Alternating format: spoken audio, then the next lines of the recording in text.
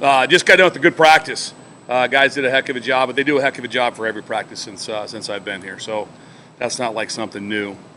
Very excited about how hard they work. Probably one of the most rewarding times I've ever had in my 34 years of coaching. If I can talk coaching Division I football, is this group of men. It's probably as fun a group as I've ever coached in my life. Is just because, and then that's the being with the staff, and obviously all stems from what a great job Coach Joseph's doing. But they're just a great bunch of guys to coach. They bust their tails. They work at the game plan, all those things. So really excited about that. So we're off and running. Like I said, we've had 2 really good days. We've got a lot of days to go. That we got to get ourselves woke up fast, able to play Saturday morning, but we'll be able to do that. So fire away. How similar is what Minnesota does with what Illinois did? A lot of similarities. Obviously, just their their main objective is the same. They want to be able to stay ahead of the sticks. They want to be able to run the football. They're a heavily based zone team with a lot of different looks how they get to it. They'll do it out of with the tight end detached, tight end attached, 12 personnel, a lot of different looks like that. So they change the surface a lot in their run game, and they're extremely gifted up front, O-line, and obviously one of the most elite backs probably that I've ever had to coach against in Mo Abraham. And he's an unbelievable player. He's tough, physical, ability to jump cut. He has everything. So hands are full in that area, that's for sure. But a lot of similarities. Is there a cumulative effect when you face one team after the next that likes to run the ball as much as Illinois, Minnesota, Wisconsin, Michigan, Wisconsin want to do? I think it's good for us. I mean, in the end, it's hard. Like I said, defenses change so much when you play different teams. Like this team is a completely different team than Indiana. Indiana ran it, but it was in a different method that they did it. And Rutgers was completely different with how that they did it. So there is some similarities there. So it does help with that.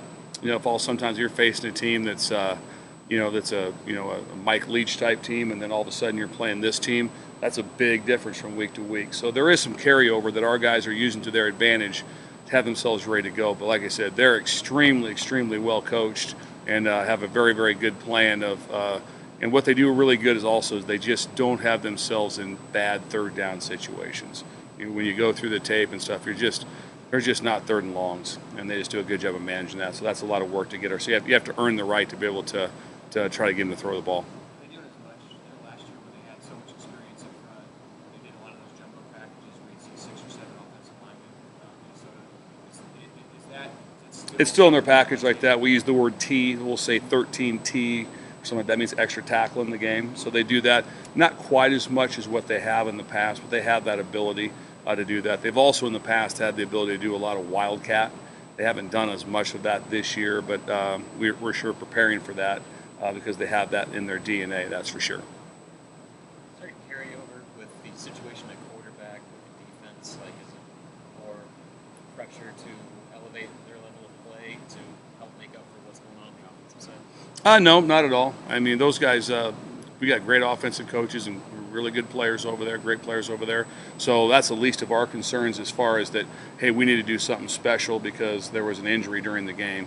We have to just be able to do our part, do our part, our 1/3 that we have to be able to get done. So there's no conversations about that whatsoever. It's just do your job and get ourselves off the field. We got ourselves off the field a lot on Saturday, but could have been better, obviously, to be able to give our offense more chances right there. And we forced 1 turnover, and that's just not good enough football. We have to be able to do a lot better job with that.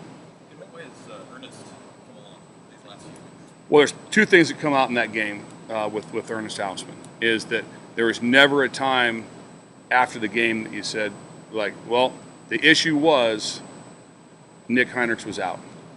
That means Ernest played very well. And so especially for a true freshman. But you didn't walk off the field at any time being that was our nemesis. That wasn't the case. So it starts with a couple things. One, the young man and how he's prepared himself and how different he is. And I think his first start was against Oklahoma. A lot of things were going on, a lot of stuff. True freshman. That's a lot different than playing North Star and playing Oklahoma. That's a different game.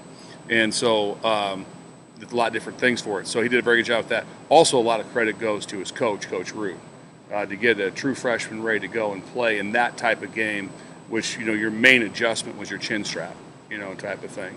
And so great on both of their parts. Coach Rude and Ernest deserve a lot of credit for how they've handled themselves and be able to get things done right there. So we're expecting a big week out of him again. He's starting to mature, and he's played a lot now. You're really not a freshman anymore, but very proud of him. Bill, I know you still have your eye on special teams. On that blocked extra point, what went wrong? I mean, how would you? I'll be honest with you. I've spent some time with Joey on it.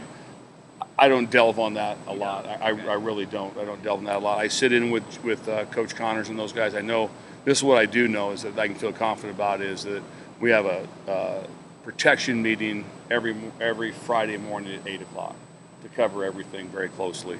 And so with that phase right there, it was just basically a technique error that's got to be able to be corrected.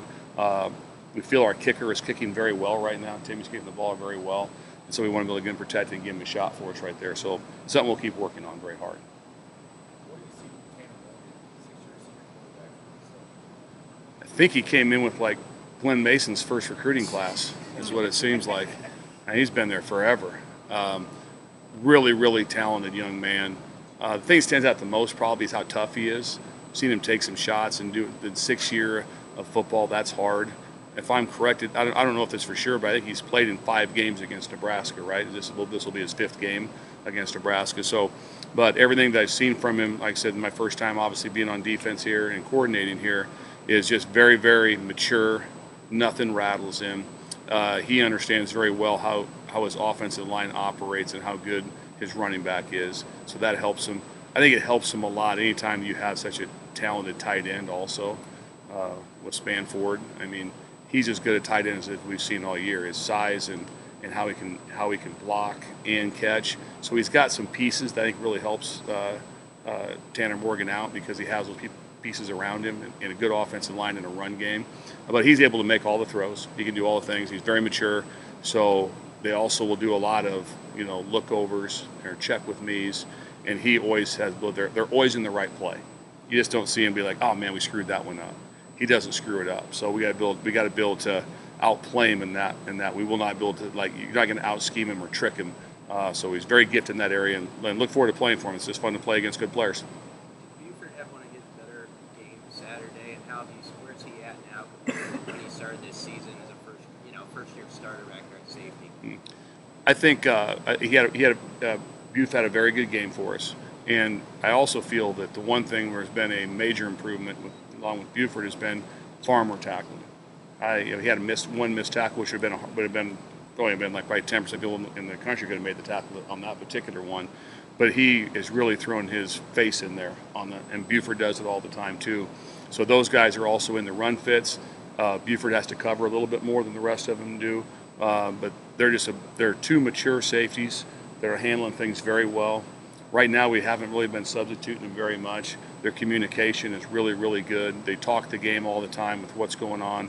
They're in here extra all the time, so that's really impressive. I'm just so lucky to have a chance to coach both of them.